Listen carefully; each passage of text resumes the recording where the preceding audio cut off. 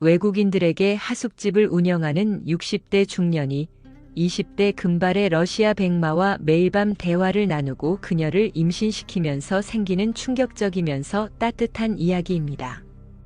영상 시청하시기 이전에 구독과 좋아요를 눌러주세요. 저희에게 큰 힘이 됩니다. 2018년 4월 말 스베틀라나는 인천공항에 도착하는 비행기 안에서 창밖을 바라보고 있었다. 러시아 상트페테르부르크에서 출발해 프랑크푸르트 경유로 14시간 넘는 장거리 비행을 감수한 끝에 드디어 한국 땅에 발을 내릴 참이었다. 낯선 나라에서의 새 출발이라. 잘 해낼 수 있겠지? 스베틀라나는 러시아에서 대학을 졸업하고 IT 계열 기업에서 잠시 일하다가 한국에서 열리는 K-테크 프로젝트의 파견 형태로 일하기로 결정했다. 여러 나라를 돌며 경력을 쌓고자 했는데 정작 한국은 그녀에게도 거의 미지의 영역이었다. 그런데도 선뜻 결심한 이유는 조금 더 넓은 세상에서 배우고 싶다는 열망과 가족에게서 벗어나 스스로 서보고 싶다는 자립심 때문이었다. 인천공항에 내려 짐을 찾고 나니 이미 오후가 훌쩍 지나 있었다. 이제 목적지는 전주. 회사 측이 마련해준 임시 숙소가 아닌 스베틀라나 개인적으로 찾은 하숙집 은하루가 그녀의 거처가 될 예정이었다. 회사에서 지원해주는 서울 근교 기숙사 대신 굳이 전주를 택한 건 본사 업무 외에도 전주에 협력지사가 있어서 거기서 일하면 훨씬 편할 거다는 권유가 있었기 때문이다. 게다가 스베틀라나는 서울보다 조금 더 전통적이고 조용한 분위기를 느껴보고 싶다고도 생각했다. 그렇게 공항 리무진과 고속버스를 갈아타고 전주 종합버스 터미널에 도착한 건 밤 9시가 넘어서였다. 너무 늦은 시간이지만 이메일로 연락을 주고받았던 하숙집 주인 최현석이 늦게 도착해도 문 열어두겠다고 했으니 마음은 조금 놓였다. 버스 터미널에서 택시를 탄 스베틀라나는 핸드폰 지도를 보며 기사에게 은하루를 설명했다. 아, 저기 구도심 근처 골목에 있는 하숙집이죠?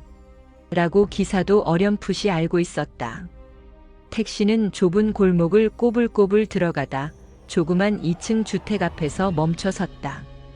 대문 옆에 은하루라는 은색 철판 간판이 달려 있었고 아래쪽에 영어로 웰컴 포러너즈라고 덧붙여 놓았다. 하숙집치고는 깔끔한 인상을 주는 곳이었다. 스베틀라나가 트렁크를 힘겹게 끌고 대문 앞에 서자 안쪽에서 조용한 발소리가 들렸다. 곧 문이 살짝 열리더니 최현석의 모습이 나타났다. 60대 초반이라고는 해도 피부가 비교적 탄탄하고 자세가 바른 편이라 첫인상은 건강한 중년 남성 정도로 보였다. 혹시 스베틀라나 씨? 밤길 힘들었겠네요.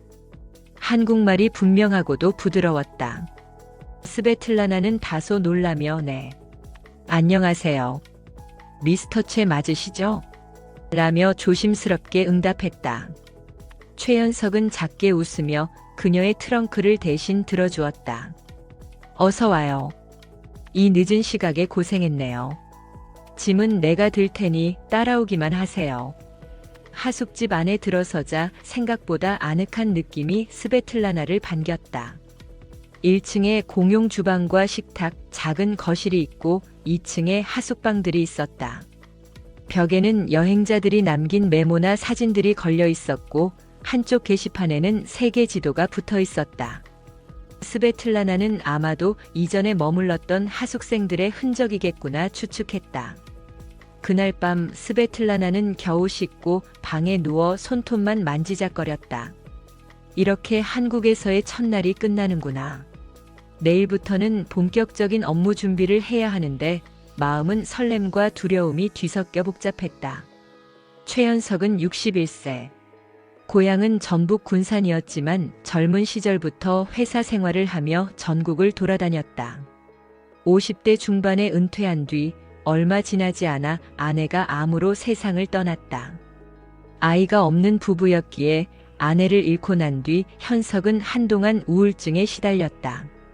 그러다 문득 더 늦기 전에 내가 하고 싶은 일을 해보자는 생각으로 전주에 조그마한 집을 마련해 하숙집을 시작했다. 사실상 이곳을 찾는 사람들을 맞이하고 돌보는 일은 생활의 활력소가 되어주었다. 아내가 남긴 낡은 노트에는 나중에 외국인 친구들이랑 한옥 체험 같은 거 해보고 싶다는 메모가 있었다.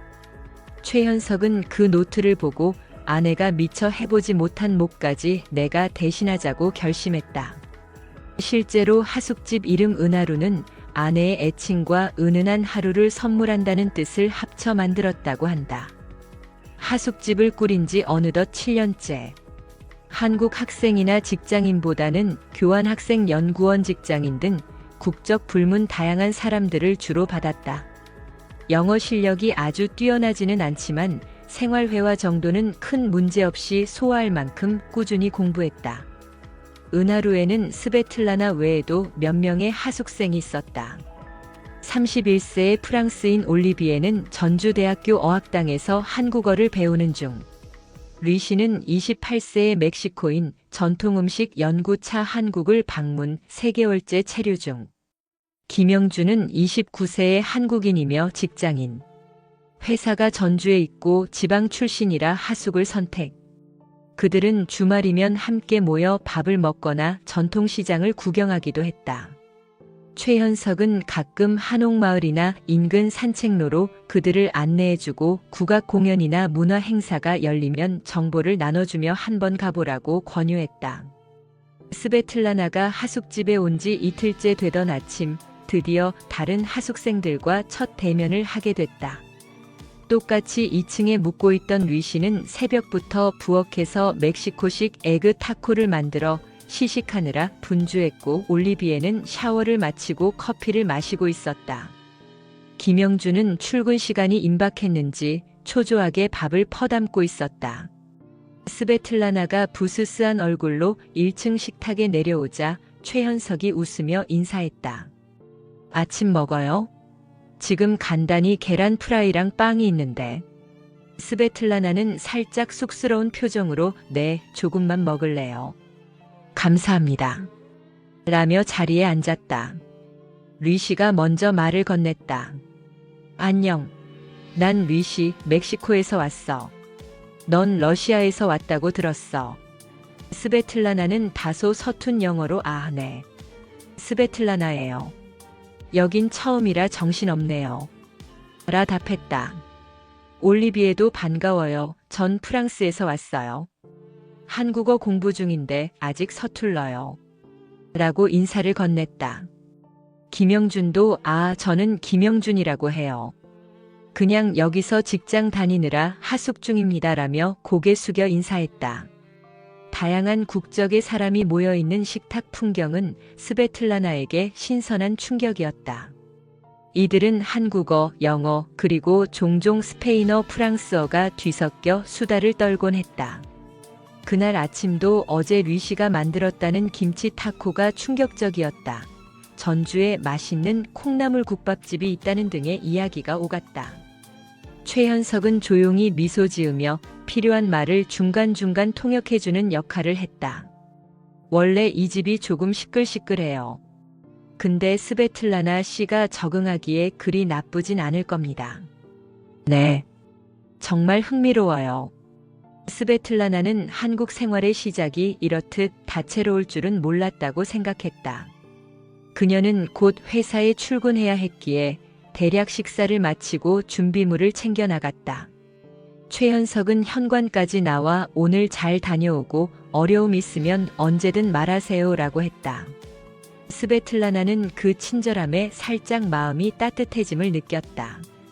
스베틀라나가 전주에 온 이유는 K-테크 러시아 지사의 협력 파트너로 일하기 위해서다.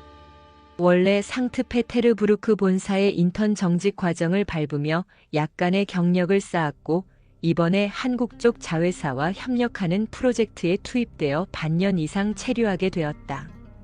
전주 내에 위치한 중소 IT 기업이 그들의 파트너 회사였고, 거기서 외국인 인력을 필요로 한다고 하니 스베틀라나가 자연스럽게 선택된 것. 첫 출근 날 아침 스베틀라나는 약간 긴장된 모습으로 사무실에 들어섰다. 대략 10명 남짓한 직원이 근무 중이었는데 그중 상당수가 2030대 젊은 층이었다. 대표이자 CEO라는 사람은 40대 중반 남성이었다. 오, 환영합니다. 스베틀라나 씨. 우리가 러시아 수출용 소프트웨어 번역과 현지 마케팅을 맡길 사람이 필요했는데 잘 부탁해요. CEO는 꽤 친절했다. 스베틀라나는 안도의 한숨을 쉬며 자신의 역할을 소개받았다. 주된 임무는 러시아어 번역, 해외 영업 서류 작성, 그리고 기본적인 QA 테스트 작업이었다. 모두 그녀가 러시아 본사에서 어느 정도 경험한 영역이긴 했지만 한국어 문서나 문화적 차이를 이해해야 하는 부분은 만만치 않았다. 처음 며칠 동안은 동료 직원들이 이것저것 도움을 줬다. 그래도 가끔 소통 오류가 발생하곤 했다. 예컨대 회의에서 바로 이 점을 고쳐야 한다고 했는데 스베틀라나가 잘못 이해해 전혀 다른 서류를 수정한다든지 한국식 업무 문화에 낯설어 칼퇴근 시간을 놓치는 일이 생긴다든지 하는 시기였다. 스베틀라나는 점점 지쳐갔다. 이게 내 예상과 다르네. 더 열심히 해야겠지만 힘들어라고 자책했다. 스베틀라나의 한국어 실력은 기초 수준이었다. 한글 읽고 쓰기는 배워왔지만 업무 문서나 기술 용어가 뒤섞인 상황에서는 훨씬 복잡했다. 동료들은 영어를 어느 정도 할 줄 알았지만 정작 중요한 부분은 한국어가 주된 의사소통 수단이었다. 그러다 보니 회의 내용을 100% 이해하기 어렵고 어색한 타이밍에 영어로 질문을 던지면 조금만 기다려요. 끝나고 설명해 줄게요 라는 반응이 돌아올 뿐이었다. 처음 2주 동안은 억지로 참고 버텼지만 점점 자신감이 떨어졌다. 퇴근 후 하숙집에 돌아와도 대체로 피곤해서 일찍 잠들기 일쑤였다. 다행히 주말이면 위시나 올리비에가 같이 전주 한옥마을 구경 갈래? 하고 제안해 주어 잠시나마 기분 전환을 할 수 있었다. 스베틀라나는 그들의 배려에 고마워하면서도 한편으로는 나는 과연 잘하고 있을까? 하는 불안이 커졌다. 스베틀라나가 지쳐 보이는 걸 눈치챈 사람 중 하나는 바로 최현석이었다. 어느 일요일 오후 스베틀라나가 컴퓨터를 켜놓고 문서를 번역하려고 하숙집 거실에서 씨름하고 있는데 최현석이 차 한 잔을 건네며 다가왔다. 주말인데도 일하세요? 많이 바쁘신가 봐요. 아, 네. 회사에 제출해야 할 게 있어서 한국어 표현이 너무 어렵네요. 내가 도와줄 만한 건 없을까요? 전문 용어까지는 모르지만 기본적인 문장이라면 조금 봐드릴 순 있어요. 스베틀라나는 잠깐 망설이다. 회사 서류 중 비밀이 아닌 일반 안내 문구들을 보여주었다. 최현석은 찬찬히 읽더니 여기는 입니다를 쓰면 되고 여긴 하시기 바랍니다가 더 자연스럽겠네요 라며 친절히 교정해 주었다. 스베틀라나는 뜻밖의 자세한 피드백에 놀랐다. 이렇게 세세히 설명해 주셔서 정말 감사해요. 그날 이후로 스베틀라나는 가끔 최현석에게 간단한 문장이나 표현을 물어보기 시작했다. 출퇴근 후 밤이나 주말에 짬이 날 때마다 하숙집 거실 탁자에 함께 앉아 커피를 마시며 어색한 표현들을 손질했다. 최현석은 내가 대단한 건 아니지만 한국어는 어쨌든 모국어니까 조금은 도움이 될 거예요 라고 했다. 그 따뜻한 태도에 스베틀라나의 마음이 어딘가 몽글몽글해졌다. 이전까지는 하숙집 주인 아저씨 정도로만 여겼는데 이제는 뭔가 좀 다른 느낌이었다. 어느 저녁 스베틀라나는 회사에서 힘든 하루를 보내고 돌아왔다. 동료 중 한 명과 사소한 의견 충돌이 있었고 팀장이 언어 문제도 있고 하니 스베틀라나 씨가 좀 더 노력해야 한다고 지적했다. 억울한 마음과 죄책감에 휩싸여 있던 그녀는 밥도 먹지 않고 방에 틀어박혀 있었다. 시간이 흘러 밤 11시가 넘었을 때 문득 1층에서 희미한 불빛이 새어나왔다. 스베틀라나는 저 시간이면 다들 잘 텐데 싶어 내려가 보니 최현석이 스탠드 하나 켜놓고 서류 작업을 하는 중이었다. 아, 안 주무시나요? 요즘 하숙집 세금 관련 서류를 정리 중이라 머리가 복잡해서 잠이 안 오네요. 근데 스베틀라나 씨야말로 이 밤에 어쩐 일이에요? 좀 답답해서 잠이 안 와요. 최현석은 그녀의 표정에서 심상찮은 낌새를 느꼈다. 무슨 일이 있었나요? 라는 물음에 스베틀라나는 잠시 망설이다가 회사에서 겪은 갈등과 심리적 압박을 털어놓았다. 눈물이 그렁그렁 맺히면서 나는 왜 이렇게 못난 걸까? 러시아에서 있을 땐 꽤 자신 있었는데 여기선 아무것도 아닌 것 같다고 토로했다. 그러자 최현석은 조용히 물을 건네며 처음에 누구나 그런 과정을 겪죠. 너무 자책하지 말아요. 외국에서 일하고 언어 장벽까지 있는데 쉽진 않죠. 그래도 차근차근 적응하면 분명 나아질 겁니다라고 달랬다. 그 말 한마디 한마디가 스베틀라나의 마음을 어루만지는 느낌이었다. 그녀는 눈물을 훔치며 정말 고맙습니다. 이렇게 들어주시는 것만으로도 큰 위로가 되어오라 했다. 그날 밤 대화가 끝나고 스베틀라나는 2층 방으로 올라오며 이상한 감정에 사로잡혔다. 하숙집 주인 아저씨가 이렇게 따뜻하고 또 나를 안심시켜주는 존재라니 그냥 감사함일까 아니면 그 이상의 감정일까? 머릿속이 복잡해졌다. 며칠 뒤 위씨의 생일이었다. 하숙집 식구들은 작은 파티를 열기로 했다. 거실 식탁에 케이크와 각종 음식을 늘어놓고 다 함께 축하를 해주었다. 리씨는 스페인어와 한국어가 뒤섞인 고맙다는 인사를 하고 올리비에가 즉석에서 기타를 꺼내 생일 축하곡을 연주했다. 김영주는 내가 준비한 건 소주뿐인데 혹시 괜찮아요? 라며 건배를 제안했다. 스베틀라나도 회사 일로 지친 마음을 잠시 내려놓고 즐거운 분위기에 동참했다. 파티가 무르익어 가던 중 위씨가 우리 집주인님도 한 말씀 이라며 최현석을 부추겼다. 최현석은 쑥스러운 듯 일어나서 위씨 생일 축하하고 앞으로도 우리 은하루가 가족처럼 지내면 좋겠어요라고 짧게 말했다. 모두가 환호했고 분위기가 더 뜨거워졌다. 파티 도중 스베틀라나는 문득 사람들 사이를 오가는 최현석의 모습을 유심히 보게 됐다. 다른 하숙생들의 작은 부탁을 척척 들어주고 설거지나 쓰레기 정리 같은 뒤치다꺼리까지 묵묵히 해내며 모두가 즐겁도록 배려해주는 그의 모습. 그리고 가끔씩 스베틀라나와 눈이 마주치면 약간은 쑥스러운 미소를 짓곤 했다. 그 눈빛이 스베틀라나의 가슴을 두근거리게 했다. 이 나이 차이에도 왜 내가 이렇게 흔들리지? 자신도 알 수 없었다. 파티가 끝난 뒤 밤 스베틀라나는 방에 누워 잠을 청했다. 그러나 쉽게 잠들지 못했다.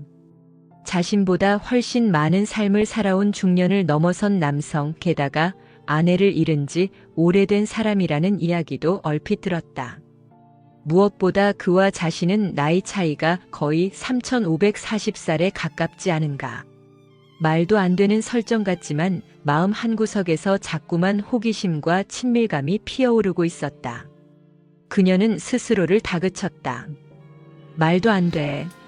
나는 아직 젊고 내 커리어도 중요하고 그분한테도 부담일 거야.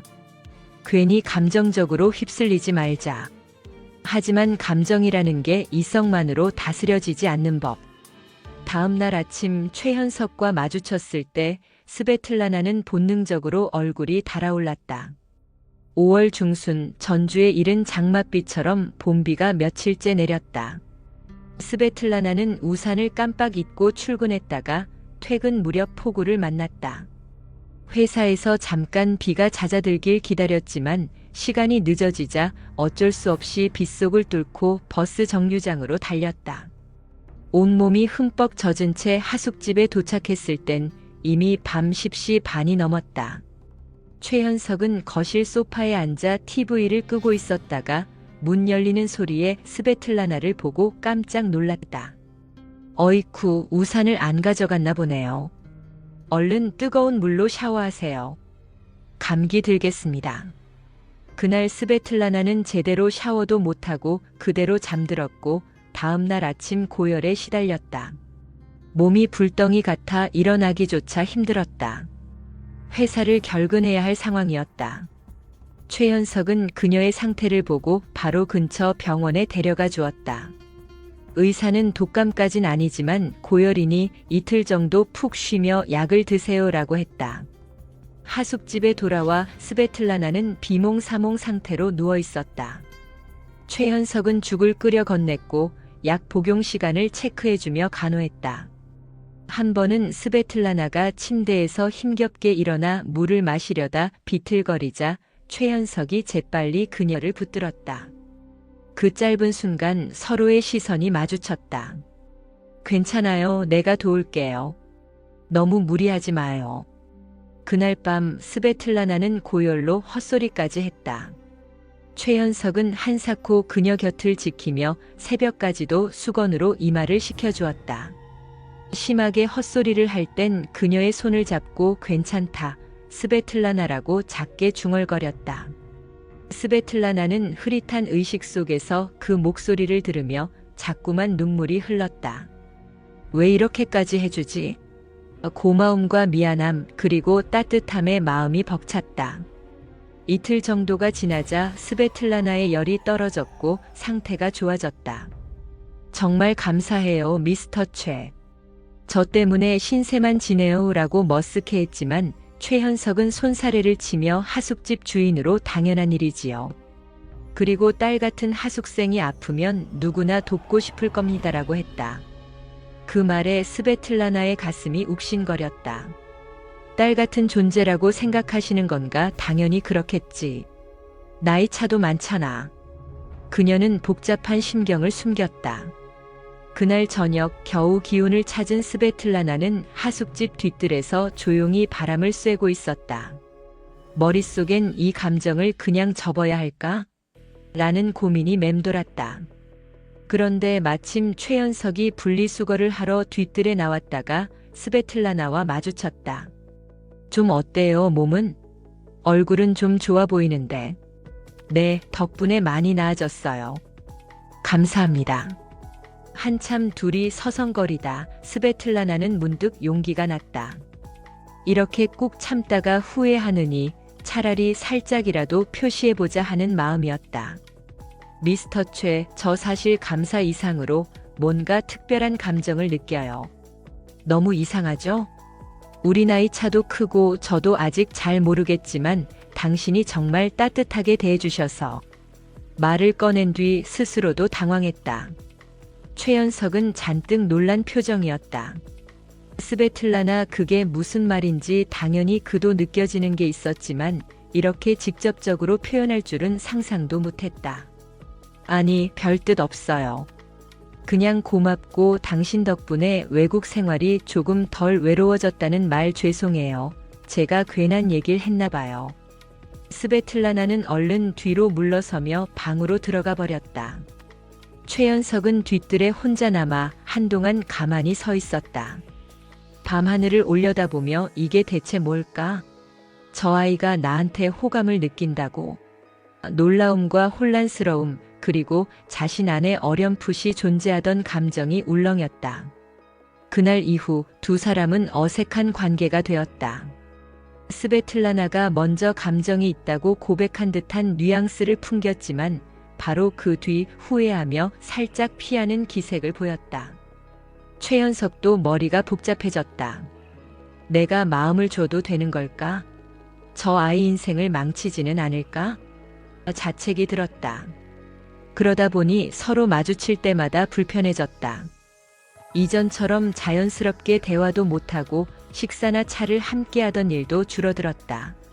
하숙집 다른 사람들은 그 미세한 변화를 눈치챘지만 구체적으로 무슨 일이 있었는지는 모르는 듯 했다. 올리비에가 스베틀라나, 요즘 왜 이렇게 무표정해?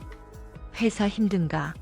하고 물어보면 그냥 좀 바빠서 라고 얼버무렸다. 최현석은 일부러라도 스베틀라나에게 거리를 두려 했다. 젊은 그녀가 잠시 외로움에 휩쓸린 감정일 뿐이라 여겼고 내가 괜히 기대를 주면 안 된다고 생각했다. 그리고 딸 같은 하숙생이라는 기존 인식을 다시 떠올리며 마음을 다잡았다. 그러나 스베틀라나가 느끼는 감정은 쉽게 사라지지 않았다. 오히려 최현석이 거리를 두면 둘수록 마음이 아리고 허전했다. 가끔씩 하숙집 거실에서 그가 누군가와 유쾌하게 대화하는 소리가 들리면 괜히 질투심이 생기기도 했다. 내가 왜 이러지? 말도 안 돼. 회사 생활은 여전히 만만치 않았고 체력적 정신적으로 지쳐가던 스베틀라나는 점점 더 혼란스러워졌다. 한 번은 전화로 러시아 부모와 통화하면서 나 한국이 너무 힘들어. 그냥 돌아갈까? 라고 울먹이기도 했다. 부모는 아직 2달밖에 안 됐잖아. 조금 더 버텨봐. 라고 권유했지만 위로가 되진 않았다. 결국 어느 날 밤 스베틀라나는 방에서 아무것도 손에 잡히지 않아 울음을 터뜨렸다. 고백도 어정쩡하게 해버렸고 미스터 최는 날 피하는 것 같고 나 여기서 뭘 하고 있는 걸까? 미칠 듯이 답답했다. 그런 밤을 몇 번 보내고 나서 그녀는 결심했다. 나중에 후회하는 것보다 지금 솔직히 이야기해보자. 만약 안 된다고 해도 깨끗이 마음을 정리해야겠다. 마침내 스베틀라나는 토요일 이른 아침 최현석이 마당에서 걸레질하는 모습을 보고는 숨을 깊이 들이마셨다. 다른 하숙생들은 대부분 늦잠을 자고 있거나 주말 외출을 준비 중이라 이른 시간에 하숙집이 조용한 편이었다. 그녀는 조용히 다가가 저 잠깐 얘기할 수 있을까요? 라고 했다. 최현석이 그러조라며 마른 수건을 내려놓자 스베틀라나는 기어들어가는 목소리로 입을 열었다. 제가 예전에 이상한 말해서 미스터 최 힘들게 한 것 같아요. 근데 아직 제 마음이 정리가 안 돼서 오늘은 좀 더 솔직하게 말하고 싶어요. 스베틀라나 씨. 나이 차이도 크고 상황도 말이 안 되는 거 알지만 그래도 저는 미스터 최를 단순한 하숙집 주인이 아니라 남자로 좋아해요. 너무 무리한가요? 그래도 제 마음은 진짜예요. 돌직구 같은 고백에 최현석은 당황을 감추지 못했다. 이건 나도 어떻게 해야 할지 모르겠네요. 라고 흔들리는 목소리로 답했다. 그러면서도 자신 역시 스베틀라나에게 묘한 끌림을 느껴왔음을 부정할 수 없었다. 하지만 수십 년 나이차 그녀의 젊은 미래, 자신의 과거 상처, 하숙집 주인과 하숙생이라는 미묘한 관계 등 해결해야 할 걸림돌이 한두 가지가 아니었다. 나도 사실 스베틀라나 씨를 특별하게 생각하는 건 사실이에요. 그런데 이렇게 가면 당신에게 상처 주는 게 아닐지 미안하네요. 상처받을지 기쁠지는 제가 판단해도 될까요? 미스터 최가 저를 정말 조금이라도 좋아한다면 그걸로 전 충분해요. 그 순간 두 사람 사이를 감돌던 긴장감이 찰나에 폭발했다. 최현석은 더 이상 말을 잇지 못하고 스베틀라나를 가만히 끌어안았다. 그녀는 그 품에 얼굴을 묻으며 애써 참았던 울음을 조금 터뜨렸다. 서로를 한참 동안 부둥켜 안은 채 수많은 생각과 감정이 교차했다. 두 사람은 그날 이후 공식적으로 교제 아닌 교제를 시작했다. 다만 하숙집 다른 사람들에게는 비밀에 붙이기로 했다. 나이 차이와 여러 편견을 생각하면 아직은 조심스러울 수밖에 없었다. 서로 애틋한 감정을 표현하기 시작했지만 두 사람 모두 마음 한구석에 불안이 컸다. 정말 이게 가능할까? 내가 괜히 저 젊은 아이 앞길을 막는 건 아닐까? 하는 생각이 최현석을 잠식했다. 스베틀라나도 내가 어쩌면 순간적인 감정에 휩쓸리는 건 아닐까? 고민했다. 하지만 일단은 곁에 있는 순간만큼은 소중하고 따뜻했다. 하숙집 식구들이 잠든 늦은 밤 1층 거실에서 조용히 차를 마시며 손을 잡고 대화하거나 주말 오전에 다 같이 외출한다며 밖에 나가서는 슬쩍 떨어져 손을 잡아보기도 했다. 그런 사소한 순간들이 둘에게는 너무나 달콤한 도전이었다. 은하루에서의 비밀스런 연애가 한두 달쯤 이어졌다. 두 사람은 서로에게 점점 더 깊어졌지만 주변에는 들키지 않았다고 믿었다. 그러나 집안에는 예리한 감각을 지닌 이들이 있었다. 대표적으로 멕시코인 류씨는 눈치가 매우 빠른 편이었다. 어느 날 밤 화장실에 가려는데 거실에서 스베틀라나와 최현석이 손을 맞잡고 은근히 기대고 있는 모습을 본 것이다. 깜짝 놀란 류씨는 이거 정말? 하고 돌아섰다. 며칠 후 류씨는 스베틀라나를 조용히 불러 혹시 너와 사장님 사이 뭔가 있는 거 아니야? 라고 단도직입적으로 물었다. 스베틀라나는 새파랗게 질려 무슨 소리야? 라고 부정해봤지만 이미 류씨는 확신에 찬 표정이었다. 내가 그날 밤 봤어. 손잡고 있더라. 걱정돼서 말하는 거야. 너무 나이 차이 큰 게 아닌가 해서. 스베틀라나는 난처해하며 아직은 말하지 말아줘. 우리도 잘 모르겠어. 부탁이야. 라고 간청했다. 류씨는 일단 알겠다고 했지만 이내 올리비에와 김영준에게도 살짝 힌트를 주었다. 순식간에 은하루 내에 혹시 사장님이랑 스베틀라나가 사귀나? 라는 소문이 번졌다. 김영준은 29세의 유일한 한국인 하숙생이었다. 그는 곧바로 최연석에게 조용히 말을 걸었다. 사장님, 설마 스베틀라나 양이랑 그런 사이세요? 라고. 최연석은 당황해서 그런 소문이 있어? 아니, 그냥 가까이 지내는 거지 사귀는 건 아니네라며 얼버무렸다. 그러나 목소리가 떨렸고 김영준은 거의 맞고만 하고 확신했다. 김영준은 오지랖 섞인 충고를 했다. 사장님, 혹시 잘못하면 스베틀라나가 곤란해질 수도 있고 사회적으로도 말이 나오지 않을까요? 최연석도 그 점을 알고 있기에 더욱 괴로워졌다. 하숙집은 이미 수군대는 분위기였다. 결정타는 어느 날 새벽 류씨와 올리비에가 맥주 파티를 하다가 술기운의 대화가 과열된 것이었다. 나 이번에 들었는데 사장님이 스베틀라나랑 사랑하는 사이래. 라는 말이 나왔고 이를 잘못 들은 다른 단기 투숙객이 에이, 말도 안 돼. 라면서도 놀라 반응했다. 그러다 보니 우연히 들른 옆방 투숙객이 밖에서 와 충격적이네라며 또 다른 사람에게 말하는 등 빠르게 퍼져나갔다. 전주 시내 외국인 커뮤니티에까지도 은하루 주인 아저씨랑 러시아 젊은 여성이 사귄대라는 소문이 떠돌기 시작했다. 결국 스베틀라나는 회사 동료로부터도 야, 너 그 하숙집 주인이랑 그렇다면서 진짜야? 라는 메시지를 받았다. 그녀는 심장이 철렁 내려앉았다. 도대체 어떻게 이런 루머가 벌써 회사까지 퍼진 거지? 분노와 두려움에 휩싸였다. 소문이 커지자 스베틀라나와 최현석은 한층 더 조심하게 되었다. 하지만 이미 불은 붙었다. 하숙집 내외부에서 그런 관계라니 좀 이상하지 않나? 하는 식의 편견이 나오기 시작했다. 일부 하숙생은 거리감을 느꼈는지 방 계약이 만료되자마자 나가버렸다. 단기 투숙객 중에는 불편해서 여기 못 있겠다고 항의하는 이도 있었다. 최현석은 하숙집 운영에 차질이 생길까봐 전전긍긍했다. 스베틀라나도 회사에서 동료들의 은근한 시선이 더욱 아프게 다가왔다. 누군가는 어쩌면 비자 때문에 결혼하려는 거 아닐까? 하고 뒷말을 하기도 하고 또 누군가는 그 아저씨가 엄청 돈 많은가 보지 라며 풍문으로 떠돌았다. 정작 둘은 자랑할 만한 재산도 없고 단지 호감을 나누며 지내고 있을 뿐인데 세상은 삐딱한 시선으로 바라봤다. 둘은 점점 위축되었다. 최현석은 스베틀라나에게 내가 미안하네. 이런 상황일 줄은 몰랐어. 너만 괜히 힘들게 만드는 것 같아라고 자책했다. 스베틀라나는 아니에요. 우리 서로 좋아하는 건 잘못이 아니잖아요. 다만 세상이 우릴 이상하게 보는 거겠죠 라며 애써 미소를 지었다. 그러나 속으로는 울고 싶었다.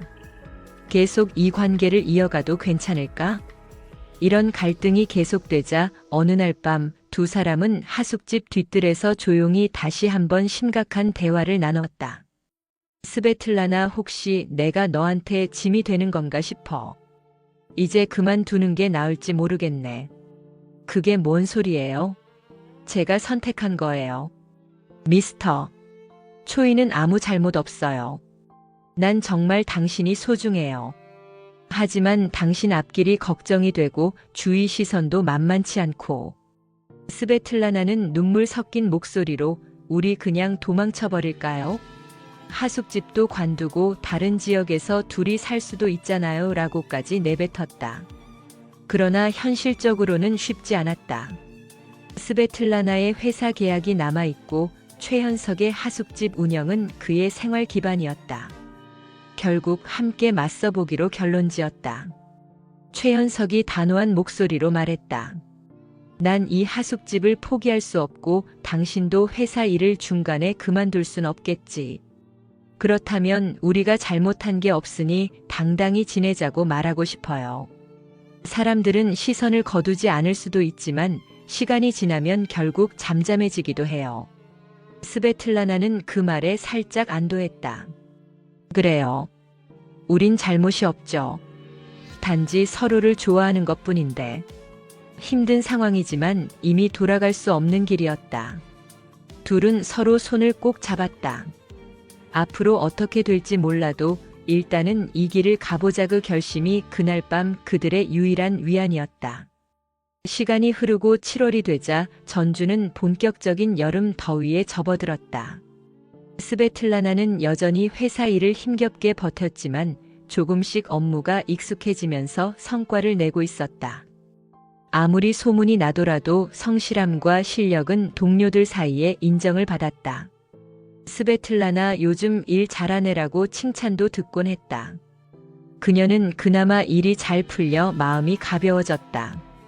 그러던 어느 날 퇴근길 스베틀라나가 횡단보도를 건너다 오토바이와 부딪히는 사고가 발생했다. 오토바이 운전자가 신호를 위반해 달려오다 급정거를 못하고 그녀의 다리를 살짝 들이받은 것이다. 크게 다치지는 않았지만 쓰러지며 무릎과 팔꿈치에 상처를 입었다. 구급차가 와서 응급처치를 했고 경찰이 사고 현장을 정리했다. 회사에서는 즉시 연락을 받았고 몇몇 동료가 병원으로 달려왔다. 다행히 골절은 없었지만 타박상과 찰과상이 꽤 심해 당분간 휠체어나 목발을 짚어야 할 것 같다는 진단이었다. 스베틀라나는 고통 속에서도 그래도 뼈가 부러지지 않은 게 다행이네라며 안도했다. 최현석은 소식을 듣자마자 달려왔다. 병원 침상에 누워있는 스베틀라나를 보고 눈시울이 붉어졌다. 어휴, 얼마나 아팠을까.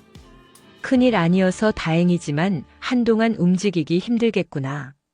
스베틀라나는 울컥해서 당신 얼굴 보니 눈물이 나오네요 라며 고개를 돌렸다. 그 모습을 본 동료들은 사장님이랑 정말 가깝긴 한가 보네라며 거듭 의아해했다. 스베틀라나는 의사의 권고로 일주일 정도 입원 후 통원 치료를 계속해야 했다. 그녀는 집에 돌아온 뒤로도 한동안 목발을 짚거나 휠체어를 사용했다. 방에서 주방까지 이동하는 것조차 쉽지 않아 다른 하숙생들이 식사나 물을 가져다 주곤 했다. 최현석은 밤낮으로 그녀를 돌보았다. 새벽에 아프다고 하면 중간에 깨나와 약을 챙겨주고 상처 부위를 소독해주기도 했다.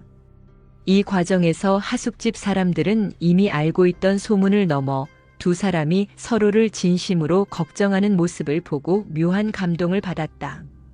리시나 올리비에도 처음엔 의아했는데 저 둘은 진짜 애틋하네라며 더 이상 의심스럽게 보지 않았다.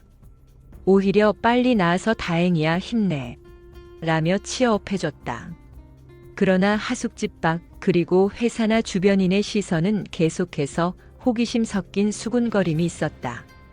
일부는 역시 하숙집 주인과 여자 하숙생이 사귄다는 소문이 사실인가 보네라고 떠들었고, 또 일부는 저 남자가 재산이 많으니 여자가 붙은 거 아니야?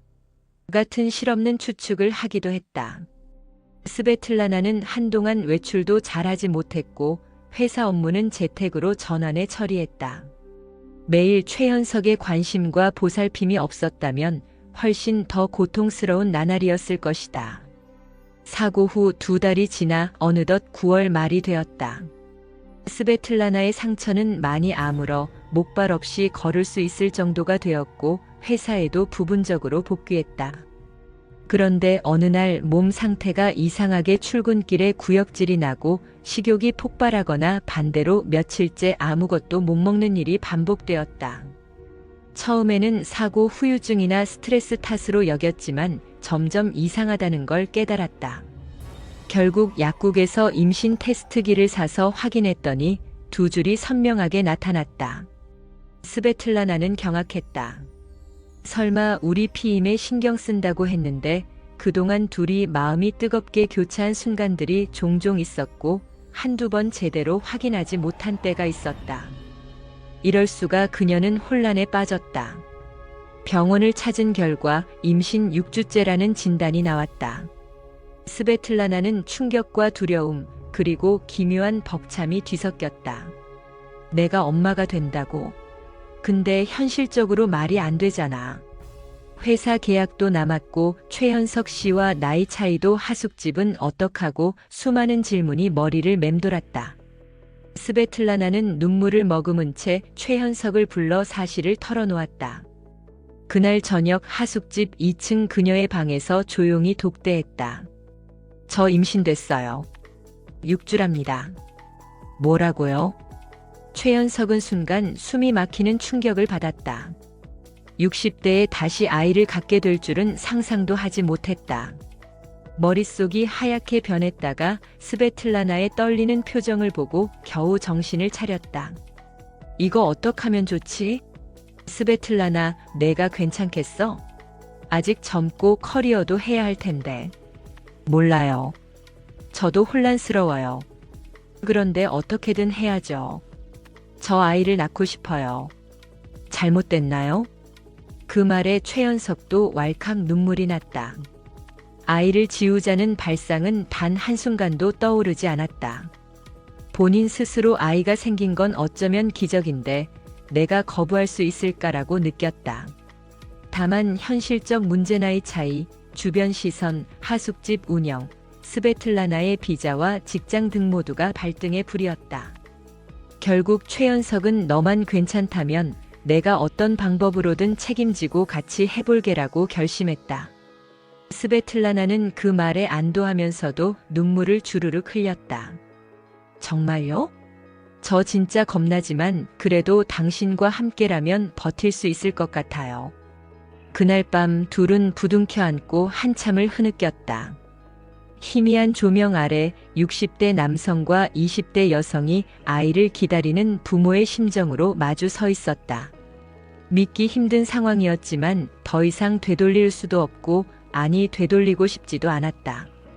임신 사실이 밝혀지자 스베틀라나는 회사에 휴직을 요청해야 했다. 임신 중간까지는 일할 수도 있지만 몸 상태를 지켜봐야 하니 장기적인 휴직이 필요할 수 있다는 이야기를 꺼냈다. 상사는 난처해하면서도 합법적 신분 문제나 체류 조건이 어떻게 되는지 확인해 봐야 한다고 했다. 스베틀라나 역시 고민이었다.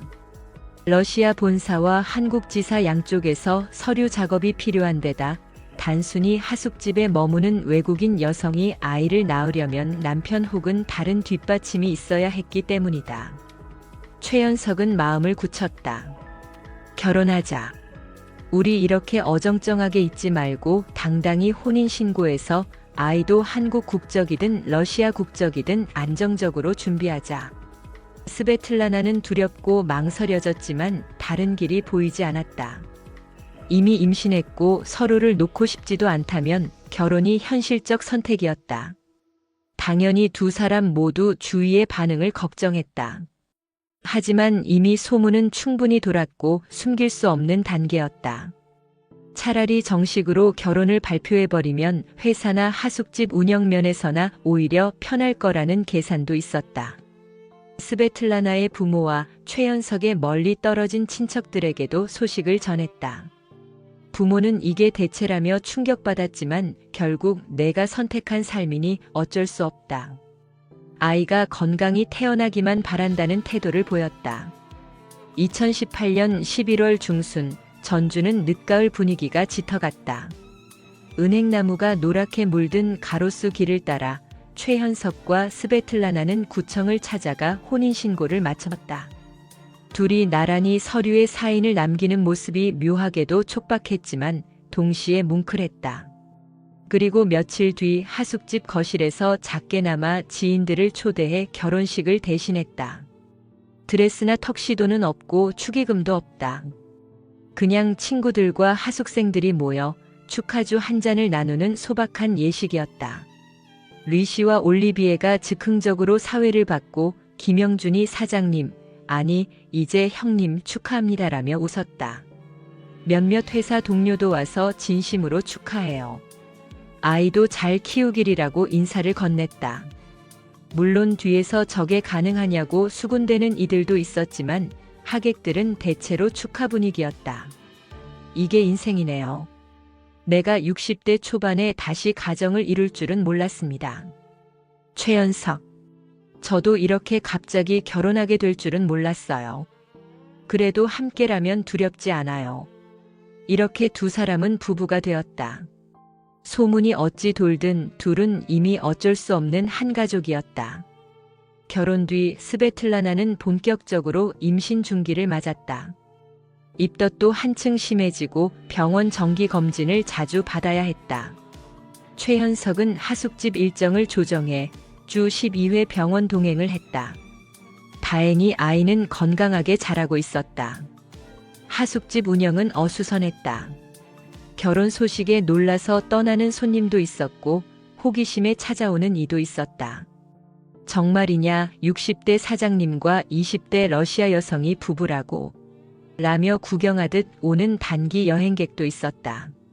그러나 정작 두 당사자는 그들이 어떻게 보든 상관없었다. 이미 배가 볼록하게 나온 스베틀라나는 전주에서 아이를 낳을 거야. 아무 문제 없겠지 하고 믿었다.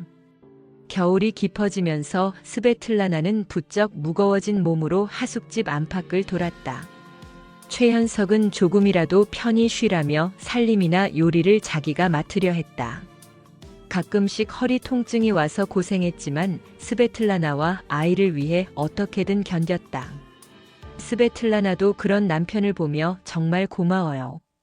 당신 없인 나 혼자 이런 일 해낼 수 없었을 거예요 라며 눈시울을 붉혔다. 2019년 3월 스베틀라나는 예정일보다 열흘쯤 빠른 시점에 갑자기 진통을 느꼈다. 새벽 2시 하숙집 식구들이 곤히 잠든 시간이었다. 최현석은 아내의 얼굴이 창백해진 것을 보고 급히 택시를 불러 병원으로 향했다. 구급차를 부를까 했지만 택시가 더 빨리 잡힌 상황이었다. 분만실에서 몇 시간의 진통 끝 오전 8시 즈음 아이의 울음소리가 터져나왔다. 의사는 축하합니다. 아들입니다. 라고 외쳤다. 최현석은 20여 년 전 아내가 세상을 떠난 후 다시는 경험할 수 없다고 여겼던 가족의 탄생을 이렇게 맞닥뜨렸다. 눈물이 하염없이 흐르고 스베틀라나는 고통과 안도감이 교차하며 퉁퉁 부은 눈으로 아이를 품에 안았다. 건강해 보여서 다행이에요 라고 약한 목소리로 말하자 최현석은 고생했어. 정말 고생 많았어 라며 아내 이마를 쓰다듬었다. 며칠 뒤 아이와 산모가 퇴원해 하숙집으로 돌아왔다. 하숙집 식구들은 작은 현수막을 걸고 새 가족 환영 이라고 적힌 팻말을 들고 기다렸다. 리시, 올리비에, 김영준 등 모두 기쁜 마음으로 아이를 반겼다. 아이 이름은 최다니엘로 지었다. 스베틀라나는 러시아식 이름도 붙이고 싶었지만 먼저 한국식 이름으로 호적에 올리기로 했다. 이제 은하루는 단순한 하숙집이 아니라 신생아의 울음소리와 기저귀 갈아야 하는 냄새로 한층 번거로워졌다. 밤낮 가리지 않고 아이가 울면 최현석과 스베틀라나는 당황스러워하면서도 헛웃음을 지었다. 둘 다 첫 육아 경험이니 시행착오가 많았다. 60대 아버지에게는 밤샘이 더더욱 힘겨웠지만 그래도 아이의 작고 따뜻한 체온을 느낄 때마다 이렇게 늦게 또 기적처럼이라는 말이 절로 나왔다. 출산 후 몇 달이 지나 스베틀라나는 서서히 회복했다. 회사와 협의 끝에 당분간 재택근무 형식으로 일할 수 있게 되었다.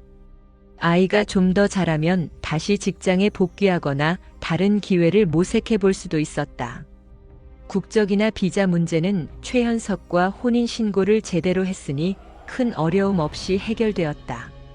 사람들의 시선은 여전히 다양했다. 어떤 이들은 저게 진짜 사랑일까? 의심하며 어떤 이들은 부러울 정도로 굳은 의지네라고 칭찬했다. 그러나 부부는 더 이상 신경 쓰지 않았다. 다니엘이 웃고 둘이 서로 의지하는 현실이 그들에게는 가장 소중했다. 하숙집 운영도 조금씩 안정되었다. 사장님 부부가 외국인에게 굉장히 친절하다는 소문이 오히려 호의적인 형태로 퍼지기 시작했다. 혼혈 아기가 있다는 게 독특하게 여겨져 신기해하면서도 응원하는 이들이 늘었다. 물론 여전히 색안경을 낀 시선이 완전히 사라진 건 아니었지만 부부와 하숙집 식구들은 의연하게 일상을 이어갔다. 그로부터 더 시간이 흘러 2019년 말 즈음 다니엘은 돌을 맞았다. 조그맣게 돌잔치를 열어주었는데 한옥마을의 작은 예식장에서 하숙집 식구들과 회사 동료들 그리고 일부 친지들이 모였다. 다니엘은 한국과 러시아 두 문화가 어우러진 축복을 받으며 할아버지 같으면서도 아버지 같은 최현석의 품 그리고 젊고 활기찬 스베틀라나 어머니의 돌봄 속에서 자라나고 있었다. 스베틀라나는 언젠가 러시아 고향으로 남편과 아이를 데려가고 싶다는 꿈을 품었다. 최현석도 나도 상트페테르부르크 궁전과 문화를 좀 보고 싶다며 웃었다. 인생의 후반전이 이렇게나 뜻밖의 방향으로 전개될 줄 그 역시 생각지도 못했다.